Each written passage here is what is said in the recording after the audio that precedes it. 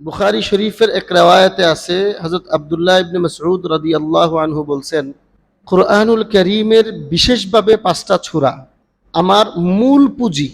এমনি তো পুরা কুরআনুল কারীমই আল্লাহ রাব্বুল আলামিনের কিতাব, আমাদের পাথেয়। পুরা কুরআনুল কারীম তো তেলাওয়াত করতেন, পড়তেন, বুঝাইতেন, তাফসীর করতেন, আমল করতেন, সব করতেন। কিন্তু উনি বলেন কুরআনুল কারীমের মধ্যবর্তী 5টা সূরা, এই 5টা সূরা আমার মূল পুঁজি। এর অর্থ হলো এই কুরআনুল কারীমের এই 5টা সূরার মধ্যে বিশেষ কিছু কথা আছে যেগুলা আমার দিলে খুব লাগে এবং আমি এগুলার উপরে বেশি ভাবি, চিন্তা করি। এবং বিষয়টা এমন যে এই সূরাগুলো হলো আমার মূল পুঁজি। এর অর্থ হলো এই সূরাগুলাই আমাদের বিশেষভাবে আমাদের পথ প্রদর্শক। মুফাসসিরিন একরাম বলেন বিশেষভাবে এই 5টা সূরা হলো আখিরি জমানার নির্দেশক সূরা। এবং এই 5টা সূরা হলো কুরআনুল কারীমের একদম মধ্যবর্তী 5টা সূরা। একটা হলো সূরা বনী ইসরাইল, আরেকটা হলো সূরা কাহফ, আরেকটা হলো এর পরবর্তী সূরা সূরা মারইয়াম, আরেকটা হলো এর পরবর্তী সূরা সূরা তাহা, আরেকটা হলো এর পরবর্তী সূরা সূরা আম্বিয়া। মুফাসসিরিন একরাম বলেন যে এই 5টা সূরার প্রতি ওনার বিশেষ আকর্ষণ কেন।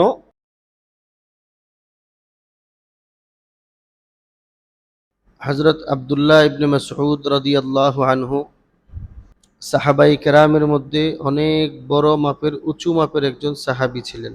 নবী করিম আলাইহিস সালাতু ওয়াস সালামের বিশেষ দোয়া পেয়েছেন এবং ফকিহ সাহাবায়ে কেরামের মধ্যে একজন ছিলেন।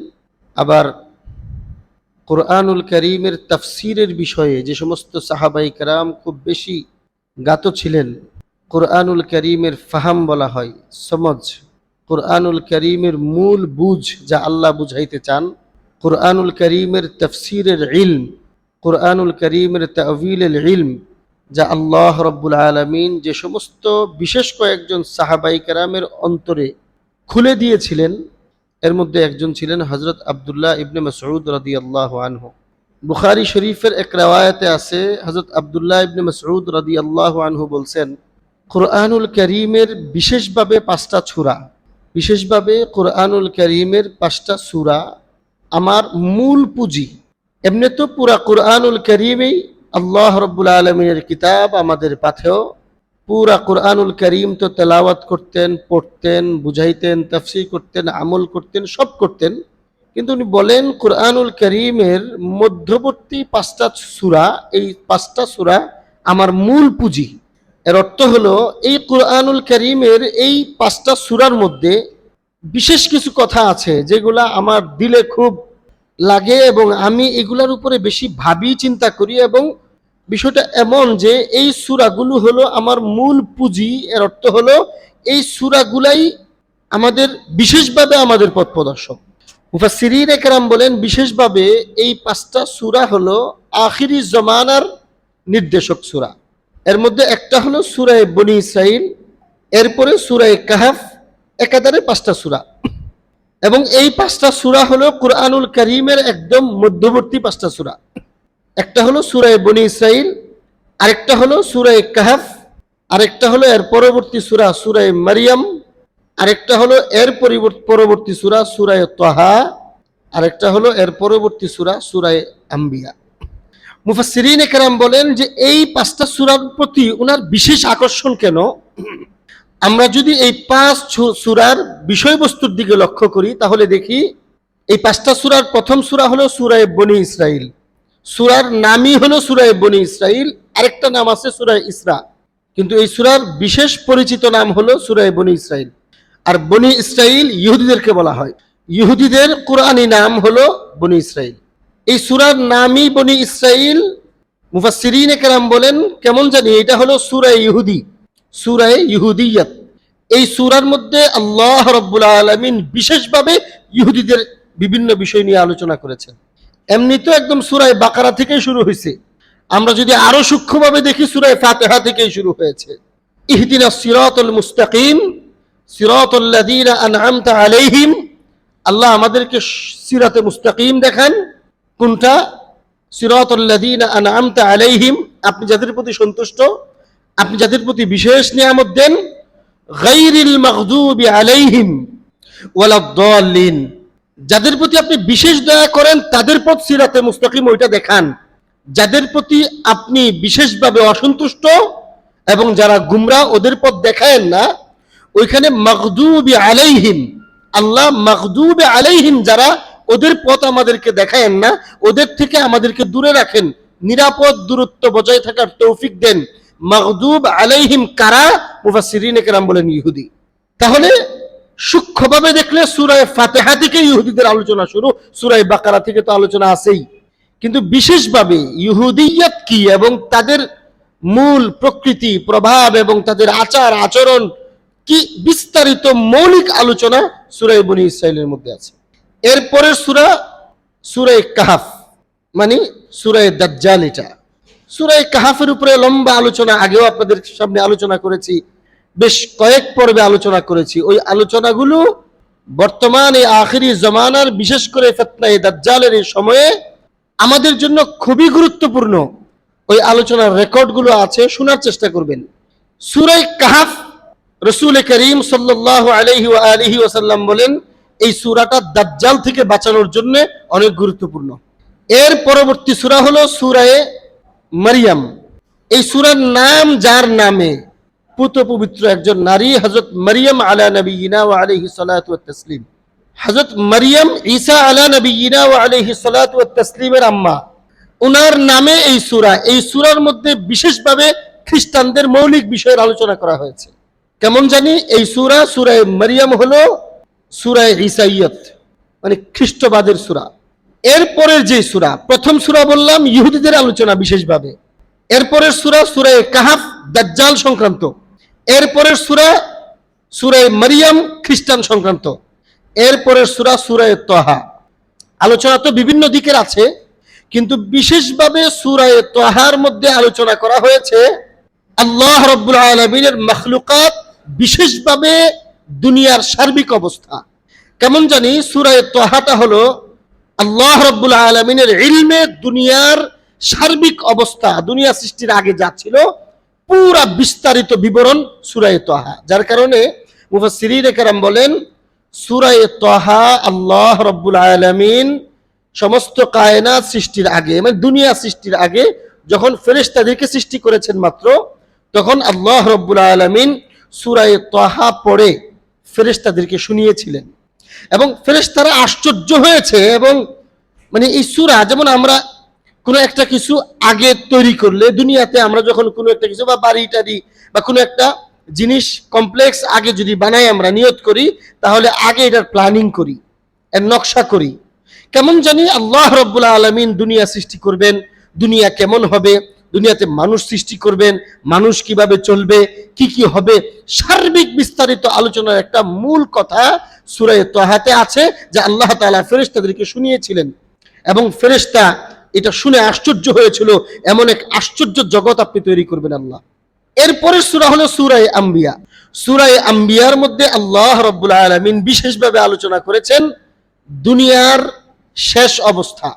সূরা তাহা দুনিয়ার পুরা বিস্তারিত চিত্রটাকে তুলে ধরেছেন, আর সূরা আম্বিয়াতে আলোচনা করেছেন দুনিয়ার শেষ অবস্থাটা কি হবে, দুনিয়ার শেষ দিকে দুনিয়ার পরিস্থিতি কেমন হবে, দুনিয়াতে মানুষ বসবাস করবে, মানুষ কত প্রকৃতির মানুষ হবে, মানুষ কত ভাগে বিভক্ত হবে, মানুষকে আল্লাহ কেন পাঠাবেন, আল্লাহ রাব্বুল আলামিনের খলিফা হিসেবে পাঠাবেন। সূরা কাহফের মধ্যে এই আলোচনাগুলো আল্লাহ করেছেন। তো আল্লাহর খলিফা হিসেবে মানুষ আসবে, আল্লাহর প্রতিনিধিত্ব করবে, আল্লাহর হাকিমিয়তকে প্রতিষ্ঠা করবে। তো আল্লাহর হাকিমিয়ত প্রতিষ্ঠা করতে গেলে মুসলমানদের বিরুদ্ধাচরণ অন্য কোনো জাতি করবে। ওরা কারা? যখন আল্লাহর একত্ববাদের দাওয়াত আসবে, এর পিছনে আল্লাহর শত্রুরা কাজ করবে, অনিবার্য কারণবশত আল্লাহর শত্রুদের সাথে আল্লাহর বান্দাদের সংঘর্ষ হবে। ওই সংঘর্ষের পরিণতি কি ঘটবে, শেষটা কি হবে? রক্তক্ষয়ী সংগ্রাম হবে, কঠিন পরিস্থিতির সম্মুখীন হবে দুনিয়া গোটা দুনিয়া দুইটা ব্লকে বিভক্ত হয়ে পড়বে। দুনিয়াতে রক্তক্ষয়ী সংগ্রাম হবে, বাসুন শাদীদ বলেছেন, কঠিন যুদ্ধের পরিস্থিতি হবে। এই সব কিছুর পরে দুনিয়া কি হবে না হবে, এর বিস্তারিত একটা ধাঁচা, এর বিস্তারিত একটা চিত্র আল্লাহ রাব্বুল আলামিন সূরা আম্বিয়াতেও আলোচনা করছেন। তো এই জন্য এই 5 সূরার মূল বৈশিষ্ট্য, মূল বিষয়বস্তু, মূল আলোচনা যদি আমরা তাফসীরের কিতাবে পড়ার চেষ্টা করি বা শোনার চেষ্টা করি বা বলার চেষ্টা করি, তাহলে দেখি যে এই 5টা সূরাতে আল্লাহ রাব্বুল আলামিন বিশেষভাবে দুনিয়ার অবস্থা, আরো বিশেষভাবে আমাদের অবস্থাগুলো বর্ণনা করেছেন। এর মধ্যে প্রথম সূরায় ইহুদিদের আলোচনা, দ্বিতীয় সূরায় দাজ্জাল সংক্রান্ত আলোচনা, তৃতীয় সূরা মারিয়াম খ্রিস্টান সংক্রান্ত আলোচনা, এরপরে সূরায়ে তাহা দুনিয়ার সামগ্রিক চিত্র তুলে ধরেছেন, সূরায়ে আম্বিয়াতে দুনিয়ার শেষটা কি হবে, কেমন হবে এর একটা আলোচনা করেছেন।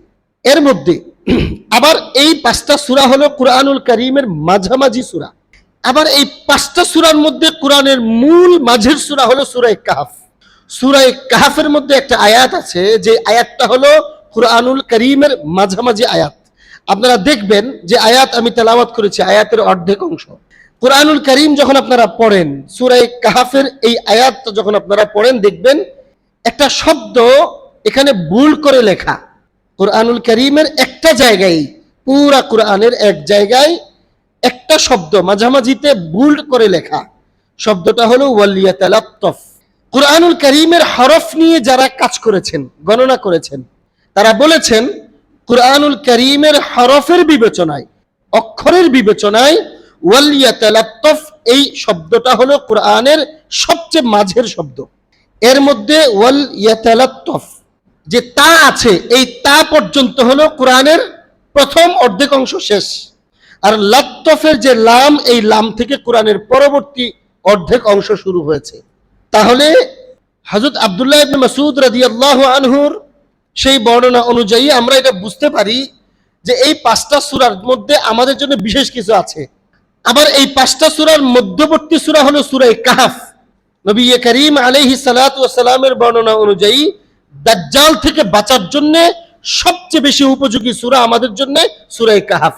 এজন্য রাসূল বলেন তেলাওয়াত করো। আমাদের বড়রা আকাবিরিনরা বলেন অবশ্যই যারা দাজ্জালের ফিতনা থেকে বাঁচতে চায় শুক্রবার দিন অবশ্যই সূরা কাহফ তেলাওয়াত করবে। আমাদের আকাবিরিন এই পরিমাণ গুরুত্ব দিতেন, যদি কোনো কারণে সূরা কাহফ তেলাওয়াত করার সুযোগ না হয় তোমার ব্যস্ততার কারণে, অন্তত শোনার চেষ্টা করো। এখন তো রেকর্ড পাওয়া যায়, কোনো কারণে পড়তে না পারলে অন্তত কোনো রেকর্ড ছেড়ে দিয়ে শোনা হলেও প্রয়োজন। সূরা কাহফ রাসূল বলেন যারা নিয়মিত শুক্রবারে সূরা কাহফ তেলাওয়াত করবে তাদেরকে আল্লাহ রাব্বুল আলামিন দাজ্জালের সমস্ত ফিতনা থেকে হেফাজত করবেন। আমরা আরেক বিস্তারিত আলোচনা আগে করেছি এর বিস্তারিত কথা নিয়ে। তাহলে সূরা কাহফের মধ্যে দাজ্জালের আলোচনা, দাজ্জাল থেকে বাঁচার আলোচনা। আর সূরা কাহফের একদম মধ্যবর্তী যে শব্দটা, যা কুরআনুল কারীমের মূল মাঝের শব্দ ওয়ালিয়াতালাত্তাফ, এই শব্দটাও আমাদেরকে বিশেষ একটা বিষয়ের দিকে ইশারা করে এবং ইঙ্গিত করে, যেই ইঙ্গিতটা, যেই প্রয়োজনটা বর্তমান সময়ে আমাদের সবচেয়ে বেশি প্রয়োজন। গোটা উম্মতের জন্য সবসময় তো প্রয়োজন ছিল, কিন্তু এইখানে যেদিকে আমাদেরকে সতর্ক করেছেন ওই দিকটা সবচেয়ে বেশি আমরা পতিত। ঘটনাটা হলো, ঘটনাও আপনাদেরকে শুনাইছি, আসহাবে কাহফের ঘটনা। আপনারা জানেন যে আসহাবে কাহফ কিছু মানুষ তখনকার সময়ের মুশরিক শাসকের বিরুদ্ধে গিয়ে ঈমানের দাওয়াত গ্রহণ করেছেন এবং ঈমানকে তারা প্রকাশ্যে প্রকাশ করেছেন, যার কারণে তাদের বিরুদ্ধে গ্রেফতারির পরোয়ানা জারি হয়েছে। ওনারা গোপনে যখন দেখলেন যে আমাদের আর বেঁচে থাকার কোনো সুযোগ নাই, বাহ্যিকভাবে এখানে আমরা থাকতে পারবো না, তারা আমাদেরকে গ্রেফতার করবে। আমরা আগের দুর্জুমায়ও আলোচনা করছি, ঈমানের দাওয়াত গ্রহণ করলে মুশরিক, ইহুদি, জালেম, কুফর এবং তাগুত মুসলমানদের বিরুদ্ধে লাগবেই। তারা সহ্য করতে পারে নাই, তারা ভাবছে যে এখন আমাদেরকে গ্রেফতার করবে, আমাদেরকে হত্যা করে ফেলবে। কুরআনুল কারীম সূরা কাহফে আলোচনা হয়েছে, আল্লাহ তাদের কথাকে আল্লাহ তাআলা ব্যক্ত করেছেন, আমাদেরকে শুনিয়েছেন। তারা দুইটা আশঙ্কা করেছে, যদি আমাদেরকে গ্রেফতার করে ফেলতে পারে, হয়তো আমাদেরকে ধর্মান্তরিত করবে, মুরতাদ বানিয়ে ফেলবে, আমাদেরকে ইসলাম ছাড়তে বাধ্য করবে, অথবা আমাদেরকে হত্যা করবে। সর্বোচ্চ চাপ প্রয়োগ করবে, যদি পারে তো আমাদের ঈমান শেষ করে ফেলবে, যদি ঈমান চলে যায় তাহলে তো আমাদের সবই গেল। জালেম এবং শাসক গোষ্ঠী তার শাসন যন্ত্রের সবটুকু ব্যবহার করবে আমরা এই কয়েকজনের বিরুদ্ধে প্রথমত যেন আমরা ঈমান ত্যাগ করে মুরতাদ হয়ে যাই। আজকের জালেমও আপনি দেখেন, বারবার কুরআনুল কারীমের যতগুলো ঘটনা আপনাদেরকে শোনাই, বারবার একটা কথা বলার চেষ্টা করি, কোরআনের প্রত্যেকটা ঘটনাকে আপনি আজকের অবস্থার সাথে কল্পনা করবেন এবং চিন্তা করবেন। মনে করেন না যে কোরআন 1400 বছর আগে নাজিল হয়েছে, তখনকার সময়ের কথাই বলেন না। কোরআনের এক একটা কথা, এক একটা নির্দেশনা আজকের সময়ের অবস্থার আলোকে আপনি ভাবতে পারেন। আমি বারবার গত যে আসহাবুল উখদুদের ঘটনা শোনাইছি তখনও বলছি, আজকেও জালেমদের একটা চিন্তা থাকে। আজকের জালেমরাও দেখেন একটাই কথা, ঈমান ছেড়া দাও, ঈমান ত্যাগ করেন, আপনার চেয়ে ওদের প্রিয় বন্ধু ভালো আর কেউ হবে না। ওদের মতো করে আপনি ঈমান গ্রহণ করেন, ওদের মতো করে আপনি ইসলামকে ফলো করেন। ওরা তো মুশরিক, ওরা তো ইহুদি, ওরা তো খ্রিস্টান, ওরা তো অমুসলিম, এতে কোনো সন্দেহ নাই। কিন্তু ওদের মন মতো ওরা পছন্দ করে, ওদের পছন্দনীয় ইসলাম আপনি গ্রহণ করেন, বাস ওরা আপনাকে সর্বোচ্চ সহযোগিতা করবে, ভালো বলবে এবং আপনাকে সবকিছু ওরা দিবে। ওদের দয়া, ওদের মানবাধিকার, ওদের মানবতা, ওদের সবকিছু আপনার জন্য, ওদের মন মতো আপনি ইসলাম মানেন। আমরা মুসলমানরা এই সাধারণ কথাটা বুঝি না যে ওরা যদি মুশরিক হয় তাহলে ওদের মন মতো ইসলাম আবার ইসলাম হয় কেমনে? তাহলে তো ওইটাই ইসলাম হয়ে যেত। আল্লাহ কোরআনে বলছেন ইহুদি খ্রিস্টান মুশরিক তোমাদের শত্রু। ওরা যদি আসলেই ইহুদি হয়, ওরা যদি আসলেই মুশরিক হয়, ওরা যদি আসলেই খ্রিস্টান হয়, ওরা যদি আসলেই কাফের হয়, ওরা যদি আসলেই আমাদের শত্রু হয়, তাহলে ওদের পছন্দনীয় ইসলাম আবার আমাদের ইসলাম হয় কেমনে? এটা আমরা বুঝি না। সূরা কাহফেও আল্লাহ এই কথাটা বলছেন। দেখেন, আমি এটাও বলি, আল্লাহ রাব্বুল আলামিন বিস্তারিত ঘটনার বিবরণ দেন না, যতটুকু প্রয়োজন ততটুকু বলেন।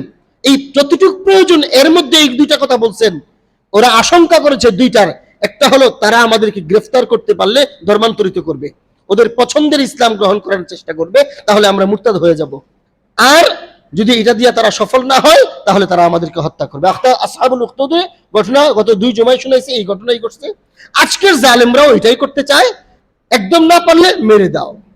যে সমস্ত মুসলিম কান্ট্রিগুলোকে তারা তাদের গোলাম বানাইতে পারে না, ওদেরকে শেষ করে দেয়। যে সমস্ত শাসকদেরকে তারা তাদের কথার মতো তাদের আঙ্গুলে নাড়াচাড়া করাইতে পারে না, ওদেরকে শেষ করে। আপনি দেখেন, আরাকানে মুসলমান প্রকৃত ইমানদারদেরকে শেষ করেছে, কাশ্মীরে প্রকৃত ইমানদারদেরকে শেষ করেছে, আফগানিস্তানে প্রকৃত ইমানদারদেরকে শেষ করেছে। কাদেরকে বসাইছিল? ওরা কিন্তু ইসলামের নাম দিয়েই বসাইছিল। কাদেরকে বসাইছিল? যাদেরকে বসাইছে ওরা তো মুসলমানই। সর্বশেষ হামিদ কারজাইকে বসাইছে, সর্বশেষ ক্ষমতাচ্যুত হয়েছে আশরাফ গানি। ওরা তো মুসলমানই ছিল, নামাজই পড়তো, ইসলামের কথাই বলতো। দুনিয়ার মানচিত্রে আফগানিস্তান হামিদ কারজাইকে বসানোর উপরে ইসলামী রাষ্ট্রের মানচিত্রের মধ্যেই ছিল। 57টা ইসলামী রাষ্ট্র, মুসলিম রাষ্ট্রের মধ্যে আফগানও একটা ছিল, কিন্তু তারাই তো তাদের বসাইছে। প্রকৃত মুসলিম শাসক তালেবানদেরকে 5 বছর 6 বছর চেষ্টা করেছে তাদের মতো চালানোর জন্য, যখন পারে নাই ওদেরকে হটায় দিয়ে যাদেরকে বসাইছে ইসলামের নামেই বসাইছে। কিন্তু ওরা কি মুসলমান? তাহলে আগেও তো মুসলমান ছিল, ওদেরকে হটাইলো কেন?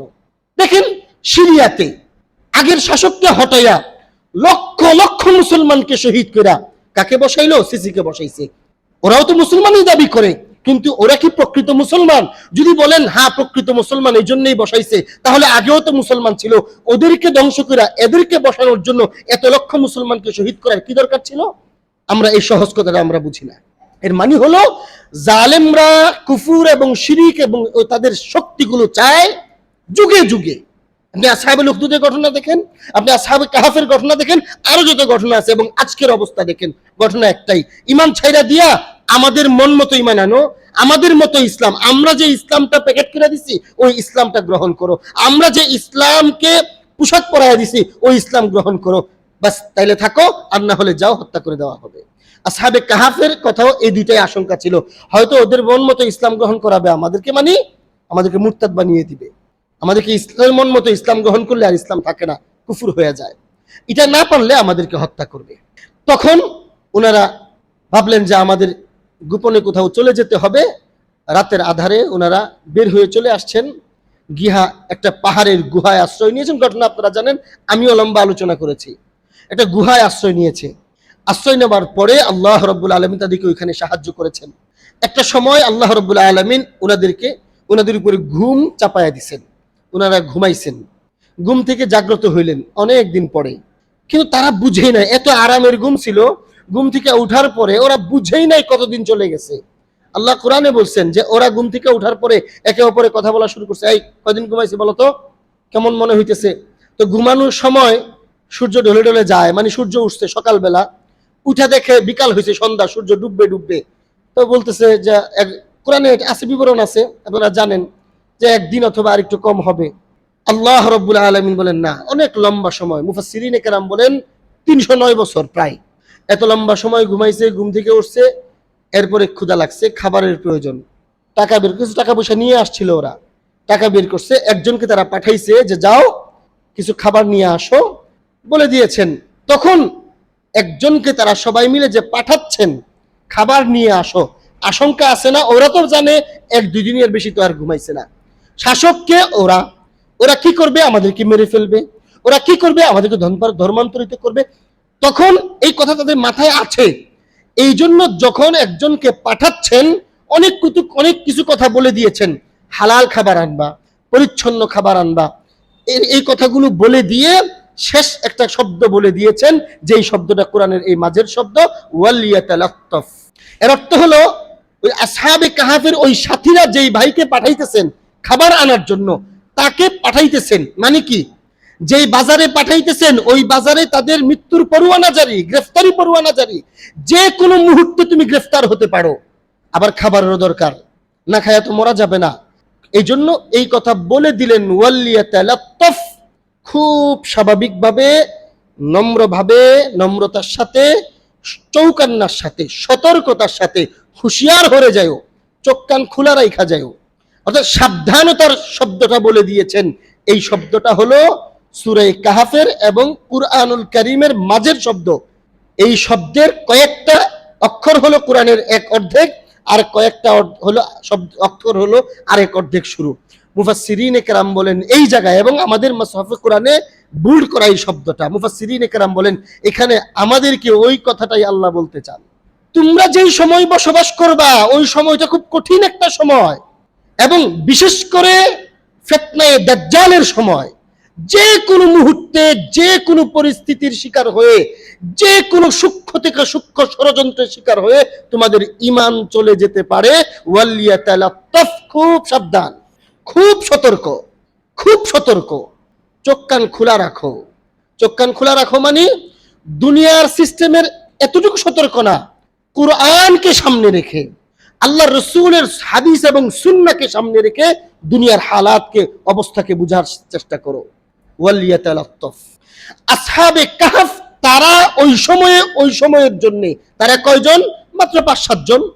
গোটা একটা রাষ্ট্রের মোকাবেলায় 5-7 জনের যেই পরিস্থিতি, দাজ্জালি শক্তির মোকাবেলায় 200 কোটি মুসলমানের এই পরিস্থিতি, ইশারা আমাদেরকে বুঝতে হবে। তারা 5-7 জন, আর শাসক একটা এলাকার শাসক ছিল, সারা দুনিয়ার শাসক ছিল না। এই একটা বিশাল শাসক গোষ্ঠীর জন্য এই 5-7 জন যেমন ক্ষুদ্র, এবং তাদের এই বিশাল ষড়যন্ত্রের মধ্যে এই 5-7 জনের বিরুদ্ধে যেমন কঠিন ষড়যন্ত্র, এটা কুলায়া ওঠা যেমন কঠিন হয়ে পড়বে, ঠিক আজ দুনিয়ার 200 কোটি মুসলমান দাজ্জালি শক্তির মোকাবেলায় এমনই। দাজ্জালি শক্তিটাকে আপনি ওইরকম ওই সময়কার বাদশার অবস্থা পাবেন, আর সারা দুনিয়ার ওই অবস্থার মোকাবেলায় দুনিয়ার 200 কোটি মজলুম এবং নিরস্ত্র এবং অসহায় মুসলমানদের হালত কি, এই 5-7 জনের মতো। সুতরাং আল্লাহ রাব্বুল আলামিন, এটা কিন্তু মূলত আল্লাহর কথা না, মূলত ওদের কথা। ওরা ওদের সাথীকে পাঠানোর সময় এটা বলে দিছিল, আল্লাহ পছন্দ করেছেন, এবং এই কথাটা আমাদের কোরআনে ওই ঘটনা বলতে গিয়ে এটা বলে দিছেন। উদ্দেশ্য হলো আল্লাহ আমাদেরকেও সতর্ক করতে চান আসহাবে কাহফ থেকে।